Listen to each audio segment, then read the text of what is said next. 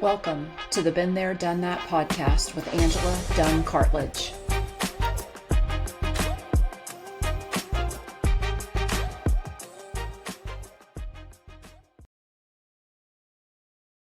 Hey there, it's Angela from Been There, Done That.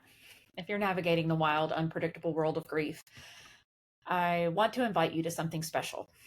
It's called Messy Mornings, and it's our free weekly newsletter filled with real talk, gentle reminders, and support that actually meets you where you are. Each week, I'll send you stories, reflections, healing prompts straight to your inbox. No fluff, no pressure, just the space to release, feel, and heal. You don't have to do this alone. Head over to donethatpodcast.com and sign up for Messy Mornings. It's totally free and it's made with you in mind. I've been there, and let's walk through this together. Hi, everyone. This is the Been There, Done That podcast, and I'm your host, Angela Dunn-Cartledge. I am here with Alyssa Ackerman, and I can't wait to have this conversation. Thank you for being here, Alyssa. Yeah, thanks for having me. I would love for you to tell the audience how we know each other and what you bring to the table, why we want to hear from you and your amazing story. Thank you. Yeah, well, I've found your podcast a while ago and have been listening for some time and have been personally interested in being more involved in the conversations around grief and death and dying myself. I am a death doula and a grief guide, as well as a grief ritualist. So I work in Portland, Oregon, but I also do a lot of remote work, but I support individuals and also communities in tending grief together. I really feel that I really feel passionate about creating a grief literate culture. And I really feel that there is also only a medicine available to us and a balm available to us when we are together in our grief. So those are some of the things that really drive me. And a lot of the way the work and the offerings happen are through tending grief, both individually and in community. I really resonate with you talking about creating literacy in that I feel like we tend to give each other one definition of grief. We've lost a person, but there are so many other grievings that we do along the way. But in your specific knowledge of being a death doula, I'm so fascinated by this concept that we can help each other ahead of time, not just in the moments after loss, but before loss too. And I would love to get your perspective on what in general, what that looks like for you. I know Mm-hmm. that this is a very individual ritual and a very individual process, but in general, what is your definition of leading someone through that process? Oh my gosh, amazing questions. I feel like you just like pulled a thread of so many things I want to speak to.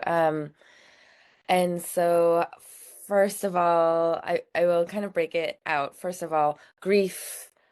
I agree with you. Grief for me is, yes, it's connected to and related to physical death of a loved one or loved being, animal, human, but there's grief present in all change, even the good change, like even when we are getting the new job, what we're saying goodbye to, or we're getting married, there's also a part we're saying goodbye to. When we are having children, whatever it is, as well as not getting what we expected and not living out the dreams that we had for ourselves or for other people, there's grief connected to all of these things. So I have found that many of us are walking around with untended grief, and that untended grief can show up in our bodies and in our lives very similarly to unhealed trauma.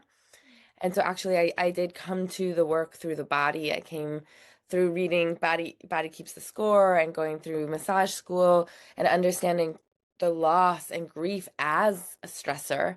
Similar, so it had a lot of relevance to what all the research happening with PTSD.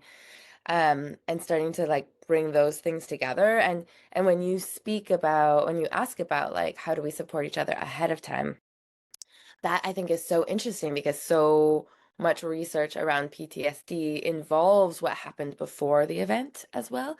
The amount of resourcing and connection that happened before the traumatic incidents is a big piece of how we recover and heal on the other side. And I actually have been doing some research around community and the role of community, and have learned that specifically with Hurricane Sandy, the communities that had stronger pre-existing social ties before the hurricane, they recovered faster and experienced less PTSD. And that wasn't like more financially resourced communities. That was communities that were connected. They knew that their neighbors knew them and that they would come for them and that they could trust them. And those kinds of relationships like really supported that. So that's a long, windy way back to answering your question. I, Um, I love that though, because it is so much in congruence with us being community beings, that we are, we always joke, especially in our Western culture, it takes a village, but that is so real when it comes to the concept of not feeling alone. And I know that may sound cliche to say those two things in the same sentence, but to me, not feeling alone is a giant foundation of our confidence as beings. And so I so resonate with that. Wow, that is so cool. yeah. So connection being the piece that allows us to not only have confidence in what we're experiencing, but that we have some sort of stability. Is that a way of a common way of saying that? Yeah, stability definitely in relationship and like exchange. Um so a piece of like my work that kind of touches on this piece of what do we do before? How do we support ourselves? Basically walking through our lives and helping prepare or nourish ourselves for continued future loss, right? I do regular grief rituals, and those are really beautiful spaces for us to kind of practice that together in a defined container that we can then take home and take to our families and take into our other relationships that can support continued tending of grief. So, for example, I talk a lot about containers and making containers. So, for me, like the highest level version of that is how much time do we have? We have 30, do you have 30 minutes to sit with me? And then what are the expectations? First of all, do you have emotional capacity? Yes or no. So we're getting consent from someone else before we just unload. We make sure that they're in a space to really like be present with us so that we can feel held and heard. It's really our job to make sure we are held and heard. And if the other person isn't available for that, it is okay for us to be like, actually, I don't think this is the right time or the right person, right? Um, and so, setting some time structure, setting some expectations, often that can look like if you're the griever, you can ask a person, a friend, can you just listen? Can you not respond at all? Or can you not ask me any questions? Or can you only ask me questions about my person or about this specific loss? Can you call me once a week and ask about my mom because I think about her every day and I don't get to talk about her anymore? Or so when we, the grievers, can ask the people who love us but don't know how to support us through grieving, when we can ask them really explicitly for things, it can feel like a huge gift to them and an invitation for them to come close, which is like sometimes we feel like we don't want that because we're so tender, but it can be such a gift. And so practicing that when we are not in the most acute hot grief of our lives, right? Can be really supportive, even in your own personal relationships, where you can start to learn and be like, oh, okay, when I am overwhelmed or when I'm really upset, I realize what I need is for you to hold my hand or for us to stop talking and just go on a walk in nature, whatever it might be, telling your people so they know how to support you, even in small stressors throughout our lives. but building and supporting towards much bigger ones. Oh, that is incredibly powerful. Not, and I really appreciated the asterisk that you provided that in the hot moments, in Yeah. those acute, this I got the phone call 30 minutes ago. I may not know what I need in those moments. Those are Yes. the harder moments to actually define. But when we can ask for what we need, Yeah. not just feeling the safety to do so, but the confidence to do so, and to your point, to your beautiful point, to be able to say, you know what? You don't appear to be able to do that. And Yeah. am I seeing that correctly? Are you telling me that you're not able to support me in that way? Okay, great. I'll go over here and I'll ask this person if they can do it. And it becomes a practice that allows us to be able to do that. And I I literally felt weight lift off of me when you said that. Mm. That moment of saying, I can actually ask for what I need, even in those really hard, raw moments, tender moments to your word. I love that word, of feeling those emotions. And when you have that ability to do that, that connection is just so brilliant. I always, in my own grief story, in my own grief process, I remember people saying, you'll find out who your friends are. Like, Yeah, well, and it makes me think of it's like you're building your care team. And we, in my hospice trainings, we would do things like as caregivers, we would write down on a piece of paper. We had a list. It was like 3 people that I can call who make me laugh. 3 people I can call who are really good listeners. 3 people who've been through something similar, and like literally get it out of our brains and onto the paper. So when we are in overwhelm, we can just go to that and kind of have our team and you can make the categories however you want, but yeah, so you can like start to build your care team and we can all remember like we are the main caretaker of our hearts. So it's really important to listen to our own hesitance with how much and how deeply we share and where we can share. And it's just really hard right now. I work with so many grievers who've been so hurt by people not being able to or not knowing how to support them. Which, so unfortunately, there's a lot of educating that the grievers are having to do for themselves. But I'm hoping that that continues to change. And also this piece that you're talking to about loneliness and feeling alone, and then that piece of connection and village is like core to my passion and my work as well. I feel like community grief tending and grieving in connection is a practice of belonging, and that we've lost that. And with that, we really push each other away, and we don't like we individually don't want to be a burden, but we also don't want to be burdened by someone else's big feelings because we're uncomfortable and we don't know how to support, and it stirs up our own stuff, right? So I really feel that this is like a key piece of belonging and creating village.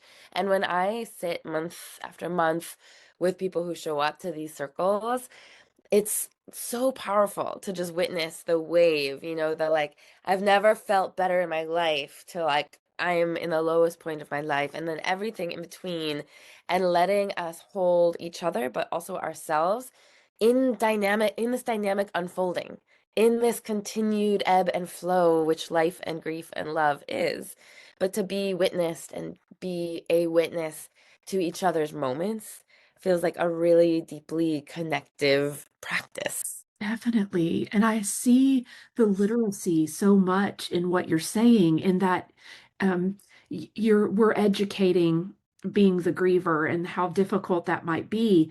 But in that process, it's a ripple effect, right? There's those moments where by giving myself permission to ask, I'm giving you permission to say yes or no. I'm giving you permission to come, wherever you are, to the table, to the circle. I love that concept that you do, to be able to experience that together, because that also builds the confidence and the connection piece that then can be flexible. I Yeah. just And when in my particular situation, Hmm. when we lost our son, we had a grief counselor that said, why don't you find a support group for parents that had lost children? And I thought, I don't want to do that. I don't want to be with people that are in it.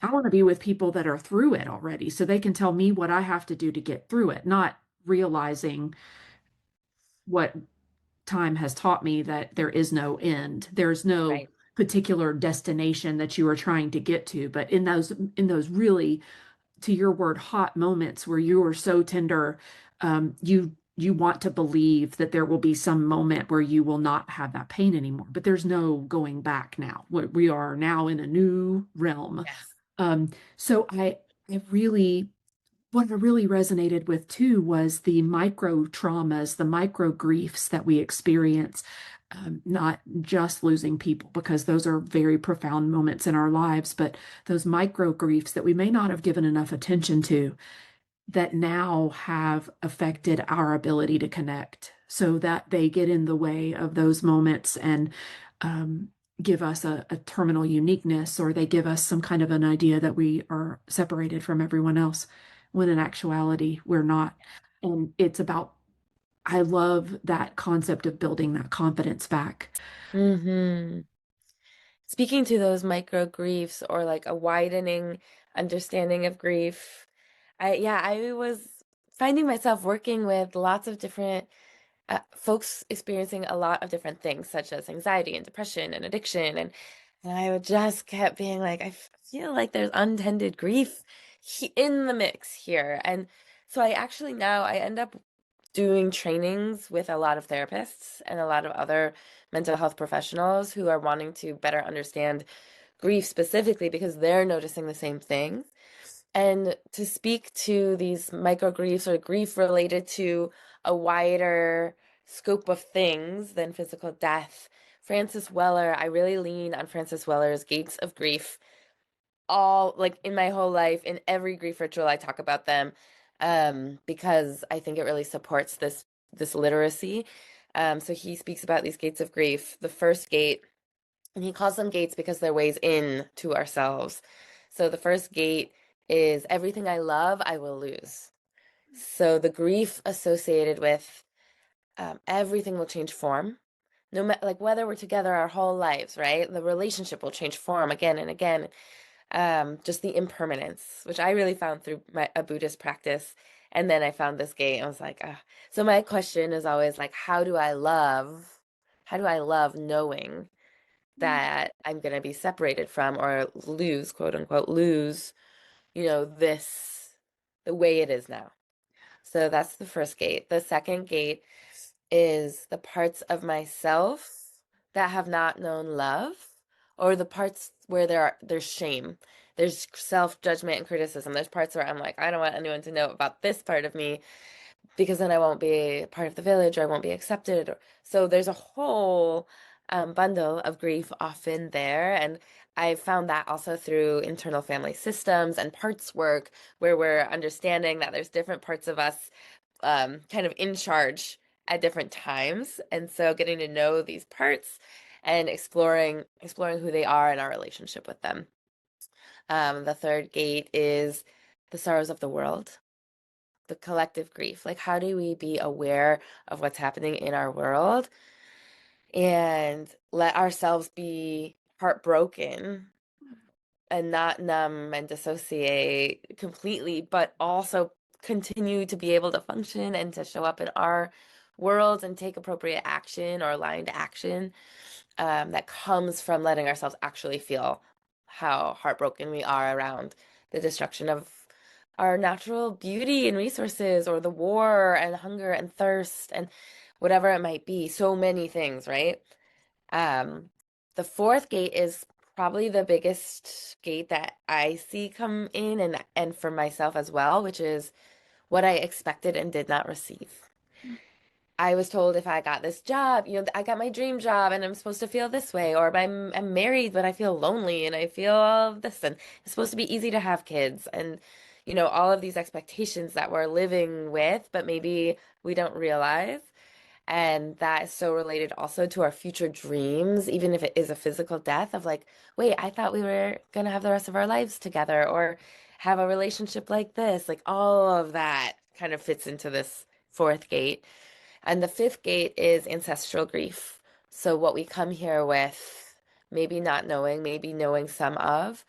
I had someone recently, a client recently, ponder on this, which I thought was really beautiful. And he was saying, I sometimes wonder about my ancestors' grief of me disconnecting from them when they died, which is such a powerful also reframe of like how lonely and disconnecting it could feel to become disembodied and to have your embodied people who love you stop talking to you or stop communicating, stop engaging, right? Stop telling stories, stop doing the things you love together. And to me, that was really, really a profound shift that I've been sitting with a lot.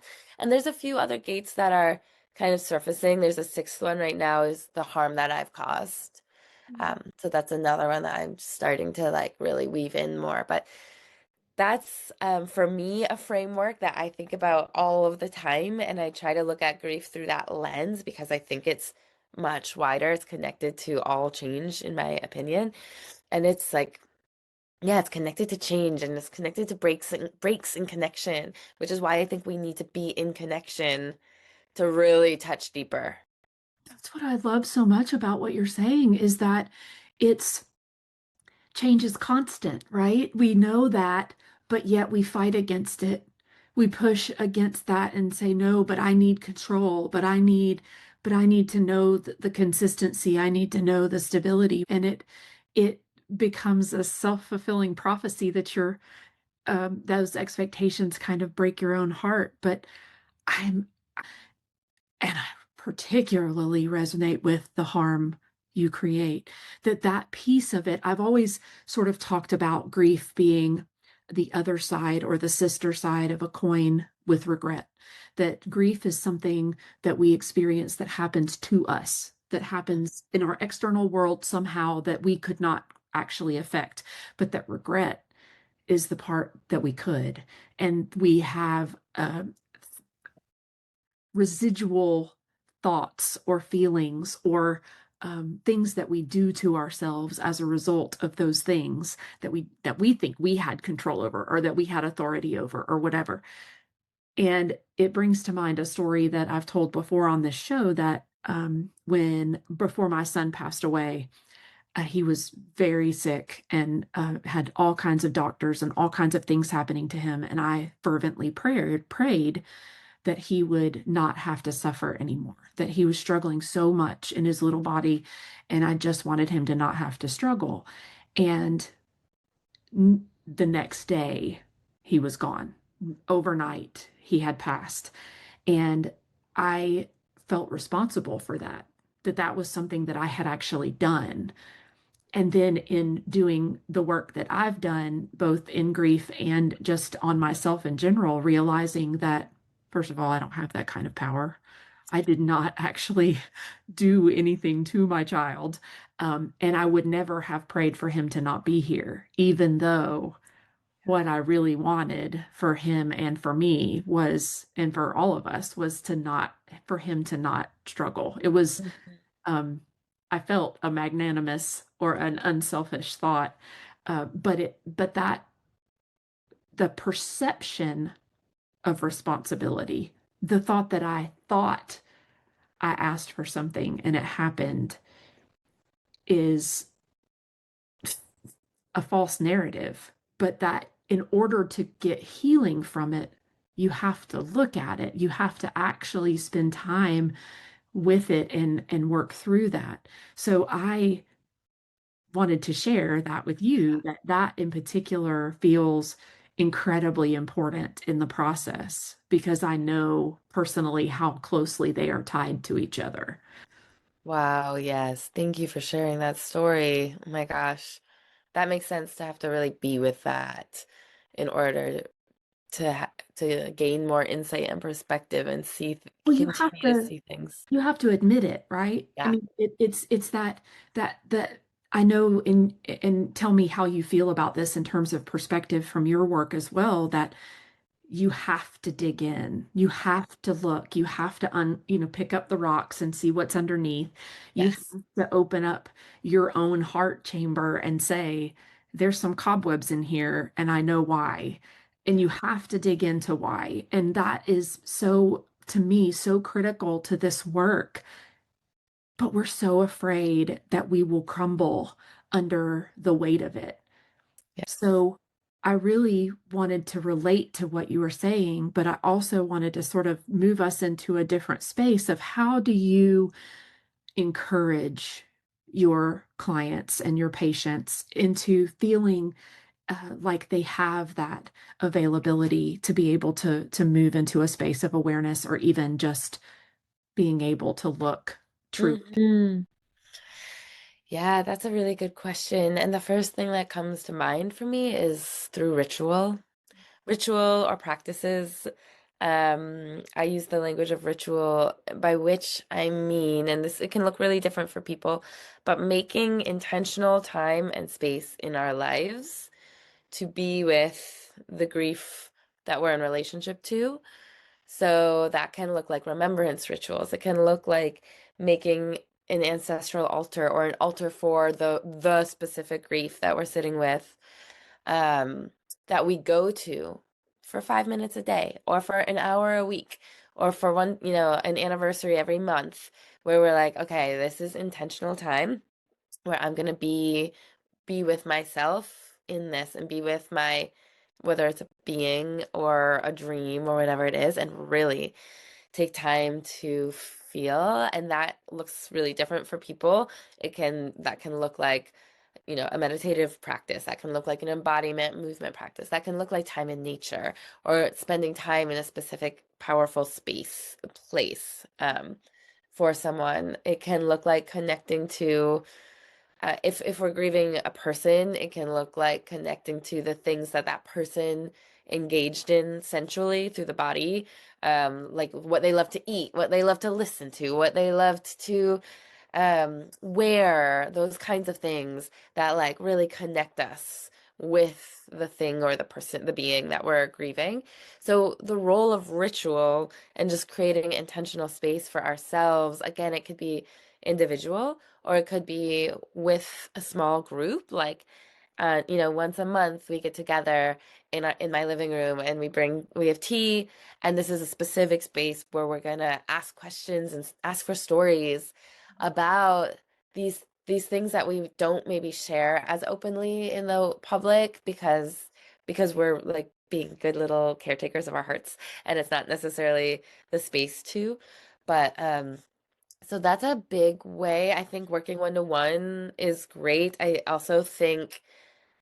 think in combination of working one to one with a therapist or a grief counselor or something like that, there's so much power in the experience of village, where no one is the therapist, no one is the client and the therapist of that continuous role of I need help and I'm giving help, but we take turns in that so much.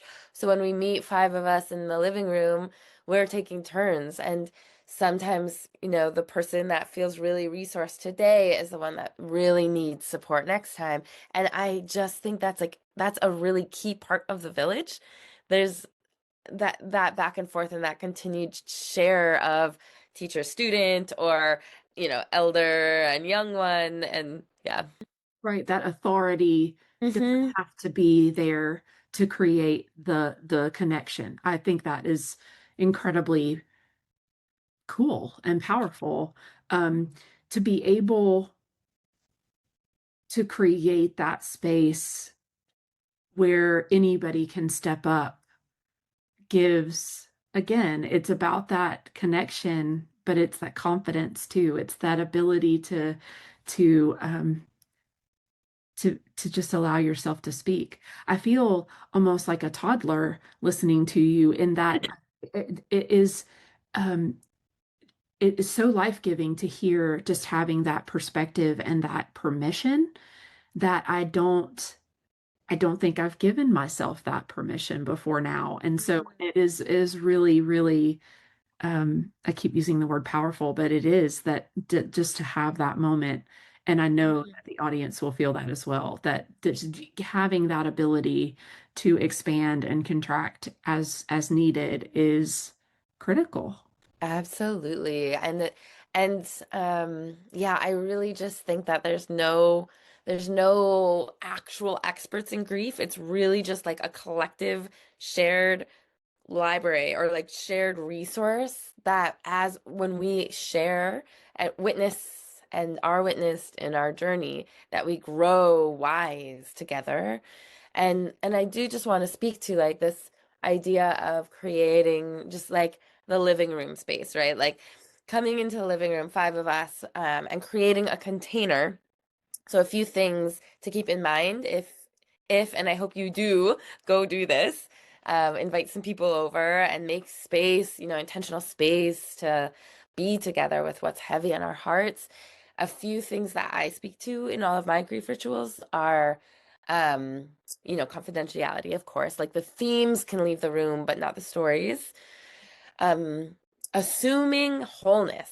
So we touched on this a little bit earlier. Like assume that everyone has what they need and they can handle the potentially big emotions that they are having. If you personally feel a desire to soothe them, to hug them, to give them a Kleenex, pause and work on soothing that part of yourself that's uncomfortable first. Because when we go to hug someone who's crying or to give them a Kleenex, the intention can be really good. It can be that we want them to feel better, we want to support them, but it's also from a place of our own discomfort. And it can stop their process. It can say, hey, I want you to feel differently. And it can really stop someone from completing this big process. And when we can hold them as whole and trust them and invite them to ask for what they need, ask if they need touch, ask if they need a Kleenex, in those beginning kind of agreements we make, that can really support emotion to move. So that's one thing, as well as like no fixing, no advice giving, no cheerleading. Often we do sharing where each person will have 10 minutes and no one else responds the entire 10 minutes. Like no one's going to say anything. So that allows more to surface. And it allows as a listener for you to really listen and not need to think about what you're going to say. And they never actually say anything. We just switch at the 10 minutes. So that's like actually been a huge relief for people as listeners of like, okay, I don't have to have anything smart to say or comforting to say. And also as the speaker of like, wow, I have all of this space. No one's going to interrupt me or ask me questions. I can just see what's here. So those are some of the kinds of agreements that I would encourage or invite. And you can, massage them as you go and see what works and doesn't work. But there's The, something. the the the fear of judgment has always been something that has bothered me. I mean, it's been there pretty much my entire life. And I love the concept of saying there is no response. There's no need to do that. Um, and that by giving that permission to the person that feels like they need to provide the judgment or the fixing. I love that word of it. The rescuing is the way I always feel it. That I don't have to rescue anybody. We're here and we can handle this together. And so it actually relieves my responsibility at the same time that it relieves the responsibility of the person talking. So I feel that is such a beautiful way to set the tone of Yeah. what we really want to accomplish. The whole goal is to be able to feel heard, as you said earlier, but also to actually be heard and to be able to be our authentic selves together and pull that string tighter almost, like pull you closer to me without you actually having to touch me or having to reach out and again rescue. That's so beautiful. Absolutely. And that's where instead of the rescuing or fixing or needing to say the right thing, we can, as listeners, just tune into like what like my actual offering is and what my medicine in this moment is my presence. How present can I be with this person? Like we all know what it feels like to not feel heard or not feel seen or not feel appreciated or not feel known. And this is an opportunity for me to get to know this person's moment and story. And yeah, I think that is a really important also shift in our mind, which is like, I need to be doing something Yes. instead It of like, challenges us to act and not have to speak, but yeah, it is still an active process. I thought the same thing when you were describing it, that it is not, we're not just like yep. distracting ourselves by doing something else. We're actively participating, but silently. Another challenge of mine is to just sit in silence, which will be, I look forward to working on that challenge. Amazing. But what I also hear you saying is, or what I really want to get to, the next question that I had was, how do we hear it without keeping it? How do we have empathy and be present in the room without absorbing someone else's feelings, thoughts, judgments, whatever that looks like? Mm, yeah, it's a really good question. And I will say that it does look really different for different people. So some people are more drawn to doing like energy clearings, like before or after, right? Which can look like visualizations, or it could also look like being in nature and like kind of shedding, so that we don't carry everybody else's stories and things with us. For me personally, there's a lot of continued kind of embodiment practice of like being in my own body, being in my own breath, letting myself be impacted, like letting myself be really present to their reality, in the story that's being told, right? But staying in my own body and in my own emotional world of it. Um, and and I think with practice, we come out of the space, we come a little more distant with the judgment and the like, how could this ever have happened? How could, I need more information because it's not about getting the whole story ever. It's not about rescuing, it's not about fixing. So it's just about holding this piece, this person's one moment and piece of the story. Um, and yeah, to your point, like letting it go. And sometimes it's much harder. Sometimes I am sitting with things much longer and I need other support.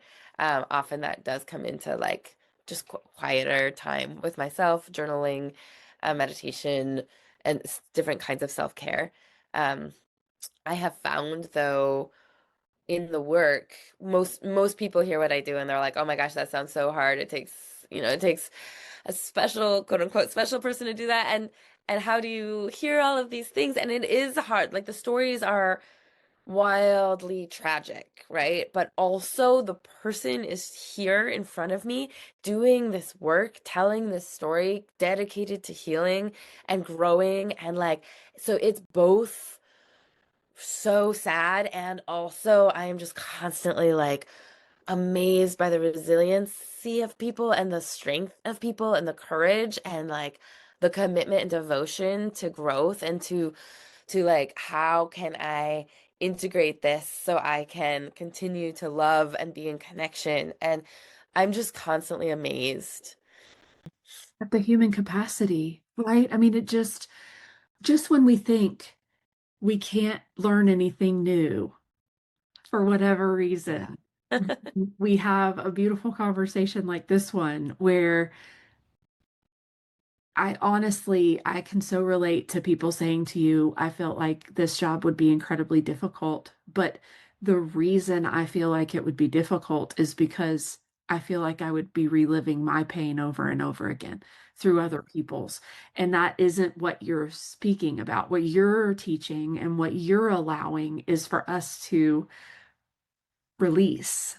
I'm not, and I say so often on this show, and I'm going to say it again right now, that I am not condoning complete washing away and amnesia. That is not at all what I want. What I want is coexistence. What Yes. I'm looking for is the ability to trust and love again, Mhm. to love and trust fully with the people that are still here, Hmm. Give yourself the space to feel, give yourself the space to allow those ancestral griefs to occur, Yeah. whatever that looks like across that entire spectrum. I want that to happen because I trust that you can handle the feelings that you Yeah. are feeling. And that is where I have to get out of my way and not Yeah. rescue, not try to fix, not try to do those harder things because I don't have that kind of authority, Yeah. that power to do that. Yeah. Um, what I'd rather do is do what you're describing and to be present and to listen.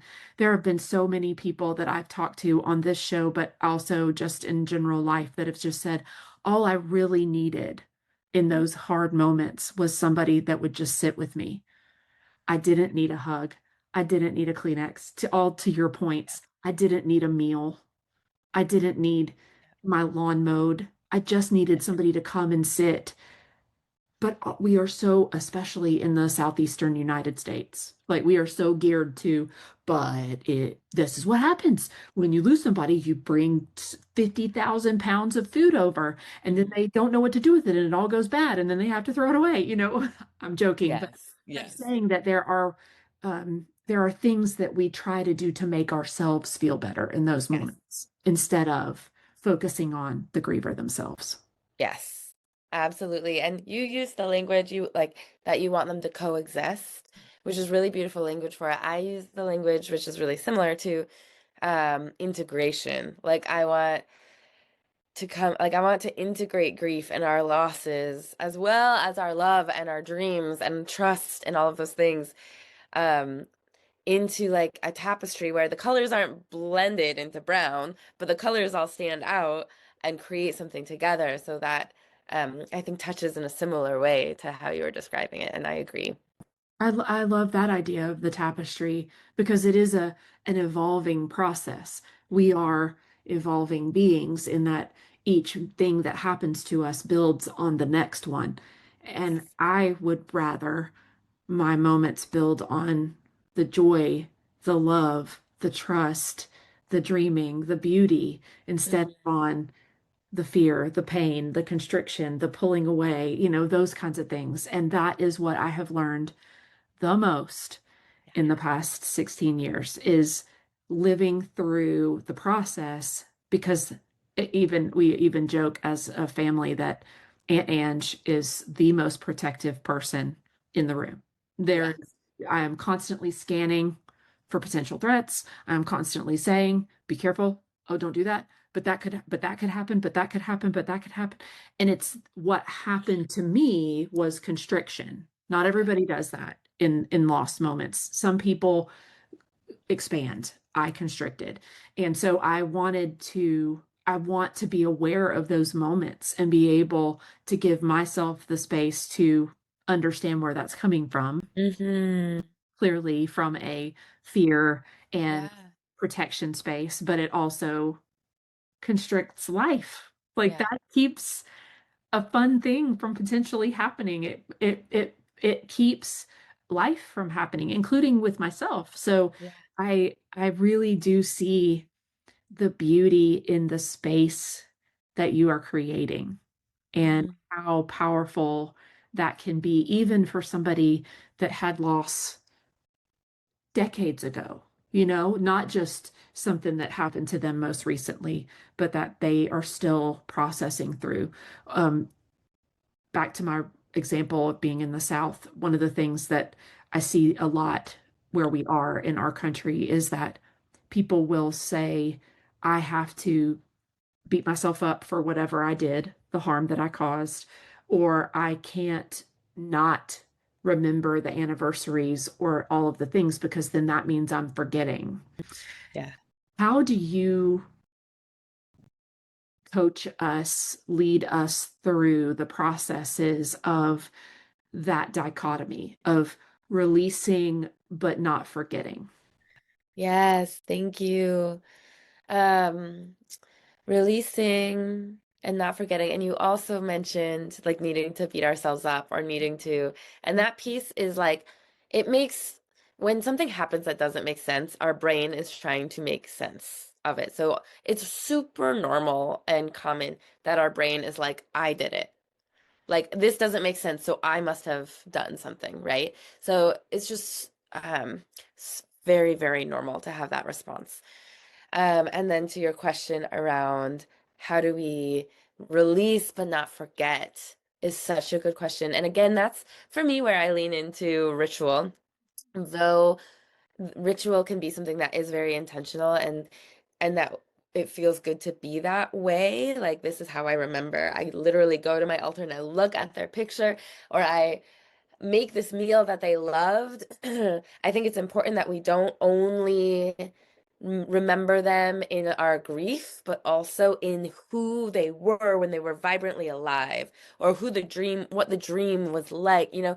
Um, so did your person love cherry pie? And like, I'm going to make and I'm going to enjoy these things that they enjoyed while they were living. I think that's a really important part to balance also our grief and our longing and our missing of them.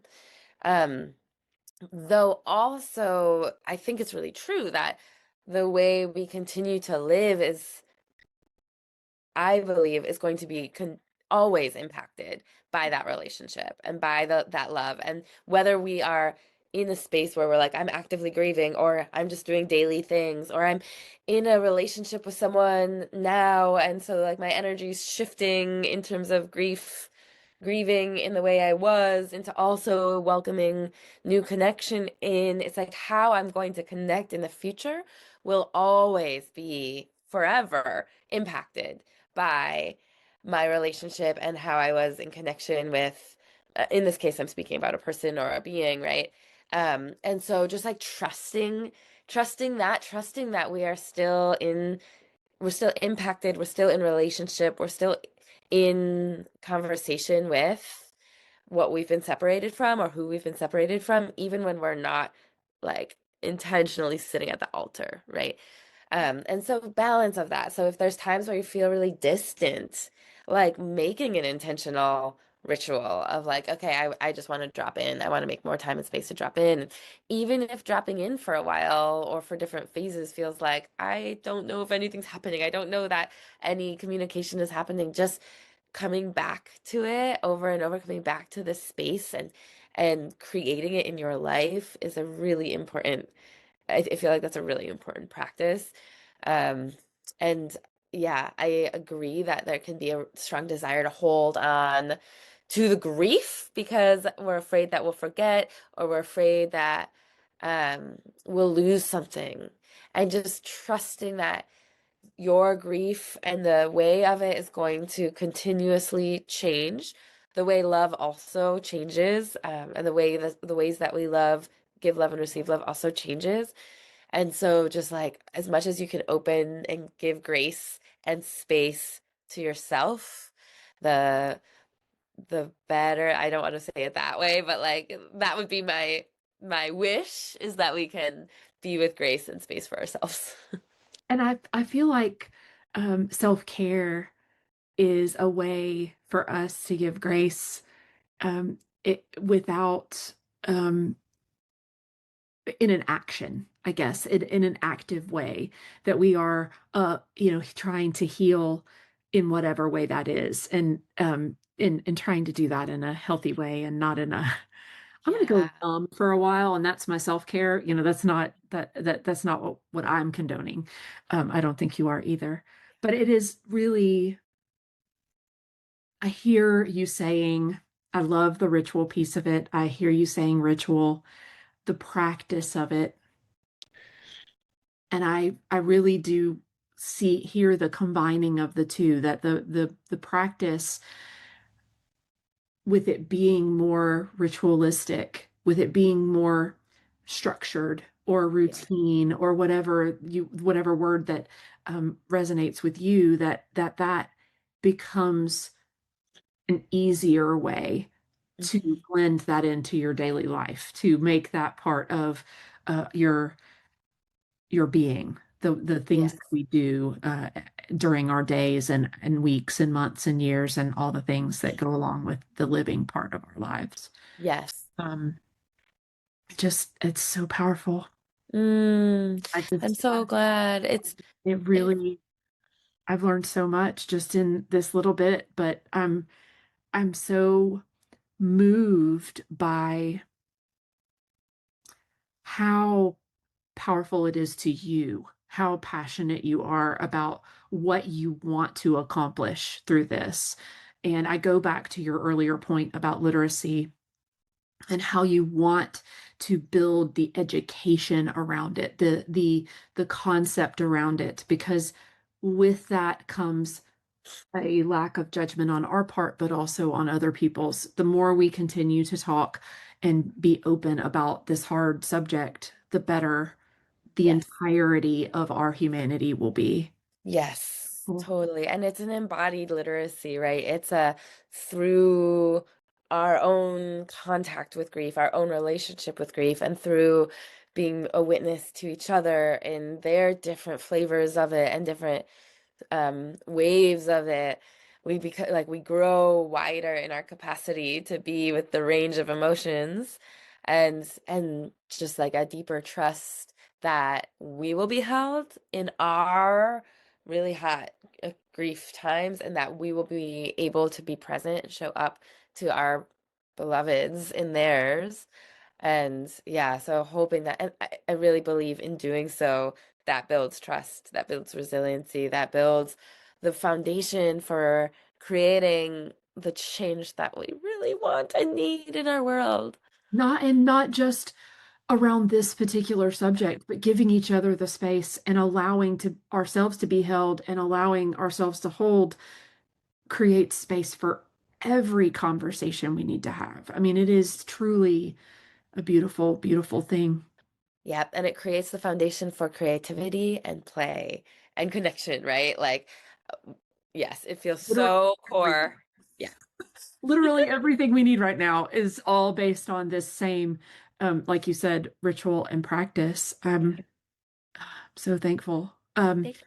How can we find you? How can we work with you? How can we uh, learn more and be part of your community? Yeah, so my website is alyssarosehealingarts.com. And I also post a lot on Instagram, so that's Alyssa Rose Healing on Instagram. I also just, my first TEDx talk just went live, so that's all about grief and belonging. So we'll share that link definitely. And then there's a lot of different kinds of community work that I do both online. I do a 4 week container online where we meet once a week for 4 weeks as a really beautiful space to have some coherence as a group that's consistent but not too long. And then I also do in-person things in Oregon, but beyond Oregon as well. I do an annual grief ritual on the Oregon coast in November. So that's a really beautiful, intimate container at the ocean, and so much of it is turning us towards nature and the ocean as an ally in our grieving and our healing in our lives, but also coming into some community grief tending. And then I have one coming up here in June as well, which is through the tradition of Sobon Fu So Mei and will be on the land where I live. So definitely staying in touch through the website. You can email me. It's all my contact is there. And yeah, I'm excited always to chat with new people and hear different people's stories and help navigate, help support if you don't know kind of what might best serve you. I'm happy to just jump on even like these free consultations to help navigate and explore what those options might be. That's so great. Oh, Thanks I'm for so thankful. having me. Yes, thank you for being here. Thank you for wanting to be here. Thank you for really guiding us through this process. And I I have a feeling that even though we've already closed an hour of talking, that I'm probably gonna have more questions. Great. Please do. Please reach out. I love it. Okay, thank Well, you. thank you so much. Turn off the, I can never find this.